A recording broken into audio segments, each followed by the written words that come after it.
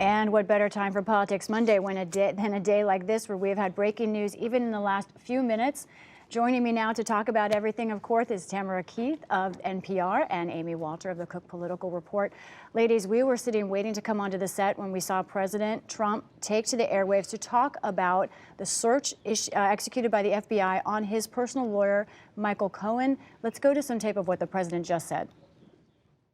It's a disgrace. It's frankly a real disgrace. It's an attack on our country in a true sense. It's an attack on what we all stand for. So when I saw this and when I heard it like you did. I said, that is really now in a whole new level of unfairness. Whole new level. Those are words that we keep repeatedly saying this time with this term of office. Tam, the president went out of his way to criticize Special Counsel Mueller here and also his own attorney general. What do you think he was trying to do here? What does this mean, the president having this rather unusual defense of his own attorney? Well, and he also criticized the Deputy Attorney General, Rod Rosenstein. So you essentially have everyone even remotely involved with the Mueller investigation. And the interesting thing here is that it's not entirely clear that the search of Cohen is directly related to the Mueller investigation. It was a referral from Mueller's office, according to his attorney. But President Trump, this was a meeting with military leaders about the situation in Syria. And he opened it up. He was upset. He was clearly upset, visibly bothered by what he believes happened to Cohen. And the way he talked about it was he is clearly bothered by this. Cohen is someone who has worked for him for a very long time, who he's close to. He's not just his lawyer, he's his fixer. Yeah. Amy, we see this conflict just heating up again and again, the president versus his own Justice Department.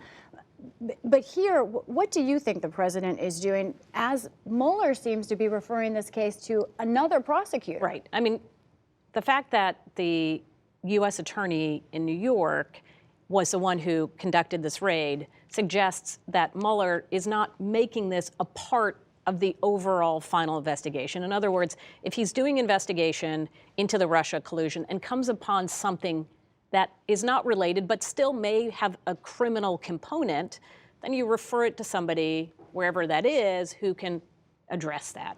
So it suggests that this isn't as much about Mueller as it is about, this is what happens when you start digging into stuff. You never know what you're going to be able to find.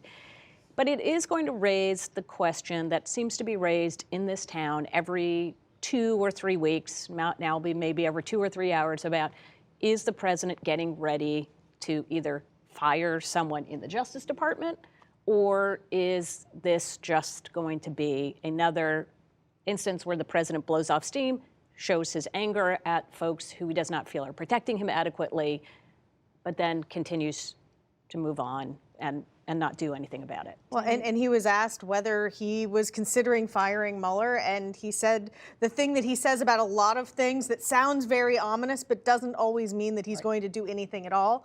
He said, we'll see what happens. Now, he has said, we'll see what happens, and people have been fired. He said that about James Comey, the FBI director. He said it about a number of people who have been fired. But he also says, we'll see what happens about a lot of things where that sort of ominous outcome never materializes. I think we have a very clear theme here today, and let's say for the past week at least. We see a president increasingly expressing frustration and anger. That's not new to this president, but we see him ramping it up right now. And we want to talk to you about another subject that hits this area, tariffs. The president is obviously taking on China, but is that a risk? Who is it in Trump world of his voters that likes that idea, and who is it that might be concerned about that idea? When we're the Trump that we're seeing right now, that we saw on display most recently in that cabinet meeting with his arms crossed saying this is a witch hunt, is the same Trump that we saw on the campaign trail. He believed that Hillary Clinton should be investigated. He believed she was the one doing the wrongdoing, and that anything about what he was doing was certainly off limits, and or there was no collusion, as the president likes to talk about. But what he talked about a lot on the campaign trail as well was making America great again, right? And that China's taking, making suckers of us, taking jobs from us. The trade is unfair. That has been a consistent theme, not just during the campaign, but really pretty much his entire time in the public spotlight.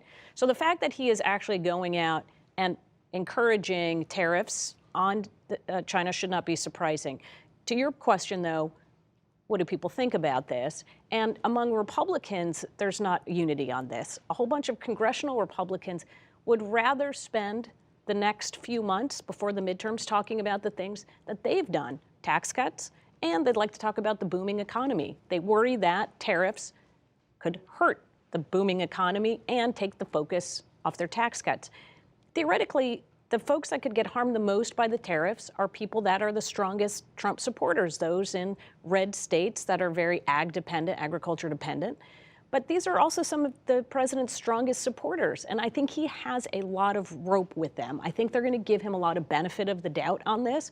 I hear it from people that I talk to in that part of the country saying, you know what, I'm worried about commodities prices, but at the same time, I trust that the president's going to do the right thing. He's a negotiator, he's a businessman, he knows what he's doing. Wait and see. We're going to wait and see. Another issue like that, CBO today, the Congressional Budget Office, Tam, you know I love their reports, came out saying that they see a sea of red ink, increased deficits, trillion-dollar deficits.